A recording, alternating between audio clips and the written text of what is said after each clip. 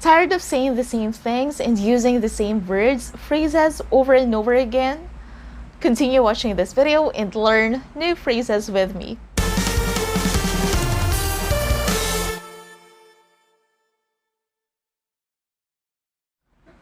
Hi, this is Anne from Just Random English. Today we're going to talk about English phrases that you may use for you to sound better and smarter. When we say idioms, these are a combination of words which we do not take the literal meaning. The very common example of idiom is the idiom, it's raining cats and dogs. When we say it's raining cats and dogs, we mean to say it's raining really heavily. Another idiom that you've probably heard a lot of times is to break a leg, right? When we tell someone to break a leg, we don't mean to say that that person should break his or her leg. We mean to say that, you should nail it. The first one in our list for today is to pick someone's brain. Okay, so to pick someone's brain.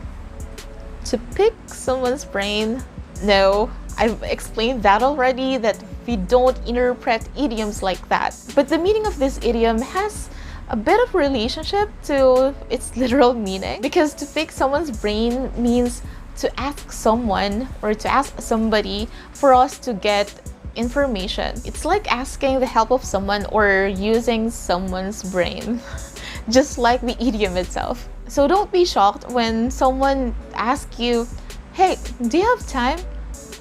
I just need to pick up your brain. Next time that you're trying to figure out what to do in a situation, or you lack information about it and you want to ask help from somebody, ask them, hey, do you have time? I just need to pick your brain about the situation.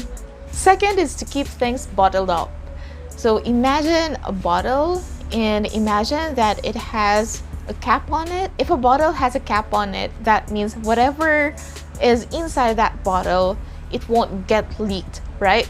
And this idiom is kind of similar to that, because when we keep things bottled up, that means we keep things inside. So we keep our feelings, our anger, usually negative feelings towards, some situation, people. Instead of expressing it, for some reasons, we just sometimes keep things bottled up. We just sometimes keep our feelings inside and not express them.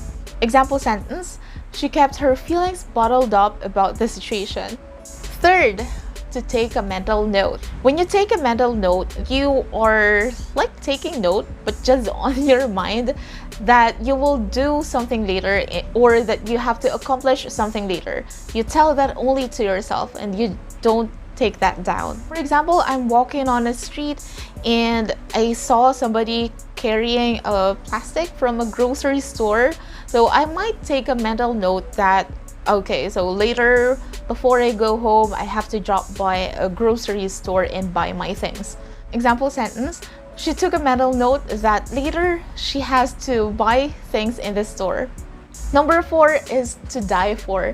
This expression is a bit of exaggeration. No, it's not a bit of exaggeration, but the exaggeration itself. When you really want something, you say, this one is to die for. Koreans, I think, have this expression. If there are Koreans there watching, or if there are people there who are learning Korean language, correct me if I'm wrong. But as far as I remember, they do have this kind of expression as well.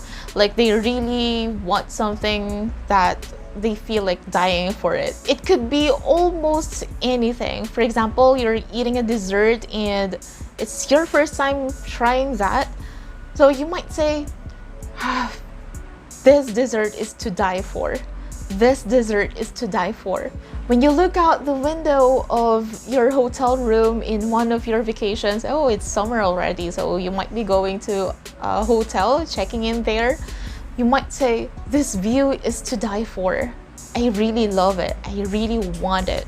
Number 5 is to sleep on it. When you sleep on something, you are delaying your decision towards that thing. For example, you're going on a trip the next day and you're asking your sister whether you have to bring a packed lunch or you should just order from a fast food chain. You might be too tired that night, so you might just say, you know what, let's just sleep on it. That means let's decide tomorrow morning. there's another phrase that I want you to learn. So we have this phrase, to sleep on it, right? That means to delay making the decision, like decide the next day. We do have another phrase which is kind of similar to this but has definitely different meaning. This phrase, sleep on. I usually see this phrase used by internet users these days. To sleep on means you don't pay that much attention or value, appreciation on something or someone. For example, I have this author which I really like. She's Kathleen Glasgow. Let's say Kathleen Glasgow is not read that much here in the Philippines, so I might say I feel like a lot of Filipinos are sleeping on Kathleen Glasgow. That means I feel like not that many people know her yet compared to, you know, her works, because I really appreciate her works and I do believe that she should be very popular. So if we feel like a thing or someone is underrated or needs more attention than that thing or that person is receiving, then we say to sleep on, just like this sentence. Number 7 is to keep something in the back of one's mind.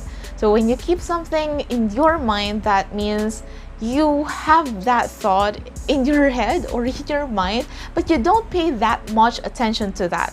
Like, it's not really your focus at that time, but it's in your head or it's in your mind. Another example for this one is when you know that you have to do something, but you don't feel like doing it yet. You may just keep that thought in the back of your mind. Like, it's there, you know you have to do it, but you don't want to pay attention to that yet. Example sentence, paying her visit has been in the back of my mind, but I haven't done it yet. Number 8 is to pull a long face. So when you pull a long face, that means you are displaying a kind of expression which is sad, disapproving, or glum. You might say that someone is pulling a long face after getting the result of the examination. I'm living with my nephews and nieces, and I observe that children usually pull a long face. They easily display their disapproval or their sadness. Example sentence, she pulled a long face after her mother told her that she should not eat chocolates. Number 9 is to take into account. When you take something into account, by the way, you can insert there something. That means you are considering that. Let's say you're trying to decide where will you spend your summer vacation and you're going with your sister, and you're aware, you know, that your sister loves going to the beach. So having that in mind or taking that into account, now you are choosing between different or popular beaches in your country. I have to take into account that my sister loves going to the beach.